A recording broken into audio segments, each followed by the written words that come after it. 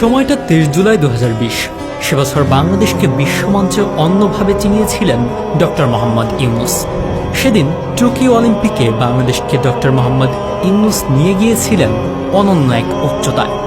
তবে কোনো খেলোয়াড় হিসেবে নয়, অলিম্পিক আসরটির অন্যতম প্রধান আকর্ষণ হয়ে টোকিও অলিম্পিকে ডক্টর মোহাম্মদ ইউনূস আন্তর্জাতিক অলিম্পিক অ্যাসোসিয়েশন থেকে পেয়েছিলেন বিরল অলিম্পিক লরেল অ্যাওয়ার্ড। বিশ্বের দ্বিতীয় কোনো ব্যক্তি হিসেবে ডক্টর মোহাম্মদ ইউনূস পেয়েছিলেন এই অ্যাওয়ার্ড। অলিম্পিক লরেল অ্যাওয়ার্ড মূলত তাদেরকেই প্রদান করা হয় যারা শিক্ষা, সংস্কৃতি, উন্নয়ন এবং শান্তি প্রতিষ্ঠায় বিশেষ অবদান রাখেন। সেই লক্ষ্যে 2016 সালে প্রথমবারের মতো অলিম্পিক লরেল অ্যাওয়ার্ড দেওয়ার প্রচলন শুরু হয়। করোনা মহামারীতে নোবেলজয়ী ডক্টর মোহাম্মদ ইউনূস তখন টোকিও অলিম্পিকে অ্যাওয়ার্ড নিতে সেখানে যেতে না পারলেও আসরের উদ্বোধনী অনুষ্ঠান চলাকালে ডক্টর ইউনূস ঢাকায় নিজ বাড়িতে বসে ভিডিও কনফারেন্সের মাধ্যমে মর্যাদাপূর্ণ পুরস্কারটি গ্রহণ করেন। উদ্বোধনী অনুষ্ঠানে টিভিতে বিশ্বের প্রায় 200 কোটি মানুষ সেদিন দেখেছিল এবং দেশ স্বাভাবিক অবস্থায় চলে আসার পর সশরীরে অ্যাওয়ার্ডটি ডক্টর মোহাম্মদ ইউনূস গ্রহণও করেন। 2020 সালে যে ডক্টর মোহাম্মদ ইউনূস প্রথম অলিম্পিকে এভাবে সম্মানিত হয়েছেন তা কিন্তু নয়। এর আগেও ডক্টর মোহাম্মদ ইউনূস 2016 সালে পেয়েছিলেন মশাল বাহকের সম্মাননা। চলতি 2024 প্যারিস অলিম্পিকে ডক্টর ইউনূসকে দেওয়া হয় আরও বড় সম্মাননা।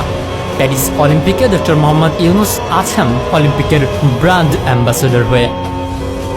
ডক্টর ইউনূসের বার্তা 3 শূন্য খ্যাত, 0 দারিদ্র্য, 0 বেকারত্ব ও 0 নিট কার্বন নিঃসরণকেই এবারের অলিম্পিকের মূল বার্তা হিসেবে গ্রহণ করা হয়। কোটা আন্দোলন ও সরকার পতনের আলোচনা সমালোচনায় নোবেলজয়ী এই ব্যক্তিটির এই খবরটিও আড়ালে পড়ে যায় আমাদের সবার কাছে। এর আগে 2017 সালে প্যারিস অলিম্পিক স্লোগান কি হবে সেটা নির্ধারণ করতে ডক্টর ইউনূসকে আমন্ত্রণ জানায় অলিম্পিক কমিটি।